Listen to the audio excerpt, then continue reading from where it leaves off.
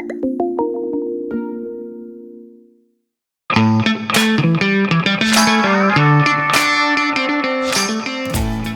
friends, thanks so much for tuning in. Tanya, the VP of Marketing here at Pour My Beer and Pour My Beverage.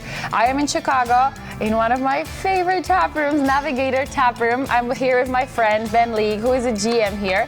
And as you know, we've been making a series of video tutorials for you to know how to batch cocktails. And today we're going to be batching Mai Tai. Yes, and Ben is going to walk me through the process. We're going to share exactly what quantities of which drink you need. We're going to do some sampling as well, I hope. And hopefully you can learn a lot from this. So Ben, where do we start when we are batching Mai Tai? Well, the first thing to start with is the rum. Alrighty, so we're going to start with the rum then. How much of that rum are we getting? So all total with the rum, we are doing about 7 liters. I split it between pineapple rum, white rum, and dark rum. That gives a little bit more complexity and a little bit room to play around. And so the dark rum, it's about how much specifically? We're gonna do 2.5 liters of dark rum. Guys, this smells so good. I might be up for some tasting later. Oh, absolutely. All right, let's do this. While we are pouring, I do just want to emphasize that if you're interested to watch more video tutorials on different cocktails we've made so far, check out our YouTube channel and browse around because there are quite a few other great tasting videos that we've made. Okay, here we go. I have a very chaotic energy when I'm making cocktails. Okay, so you don't want to mess Yeah, it's a little bit of a mad science thing. Okay.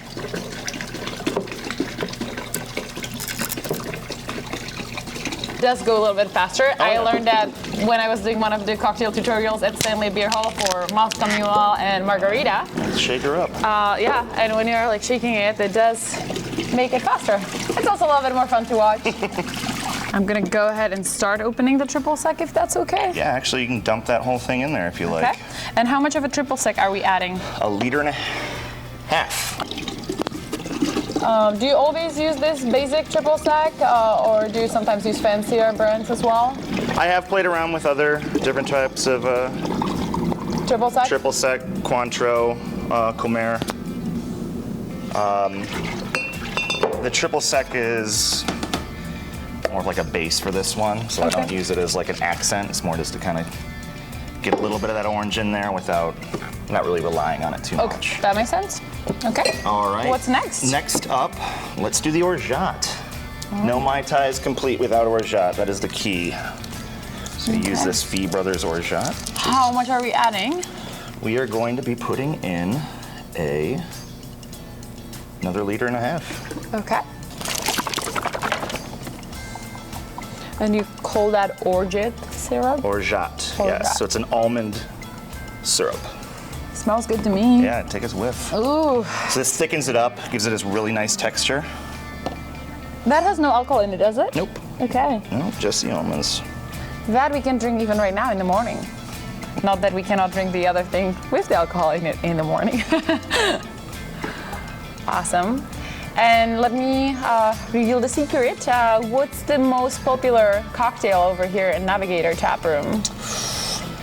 I think our most popular is going to be the black cherry lemonade spritz. Okay. Black cherry vodka lemonade.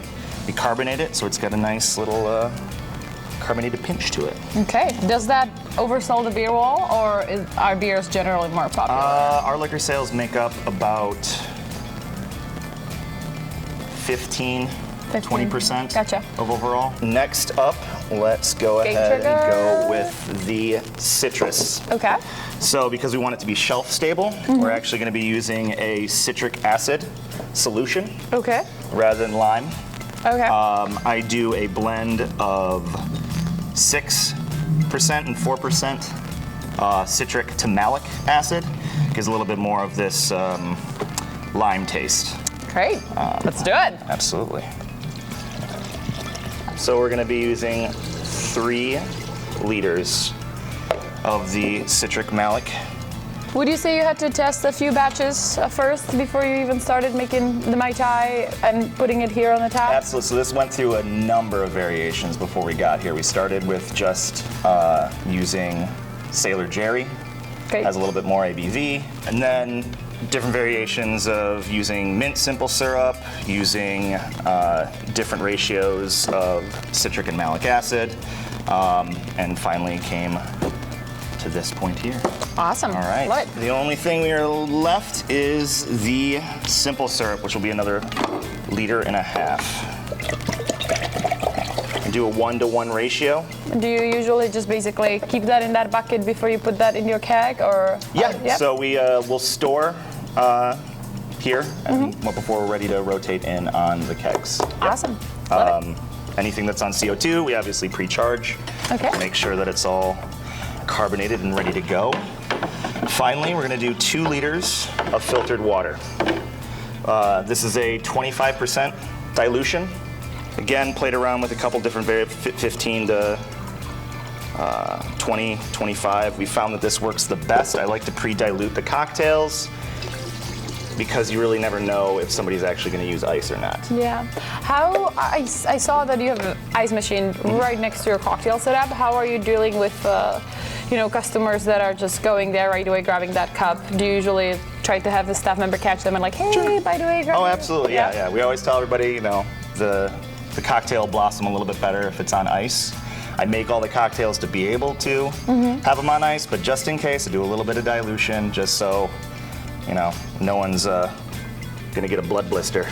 Excellent. So I know that you added your cocktail section later in the day. You had your 48 taps for wine and beer and ciders, the sake, and all the good stuff that you have over here earlier. And then you added your cocktail self-pour station over there later. So what was the reasoning behind that? It just adds more variety for our customers. It did increase our overall liquor sales. Makes it a lot easier for customers to have a wide variety of cocktails without, Yeah. Just expanding the drink selection. Exactly. Makes sense. All right. What else are we doing? Are we done with the cocktail? So, finish her up. We're gonna mix it up, get it all stirred up, and then we're gonna put it in a keg and we're gonna try it out. That's the best part for me. Let's do it.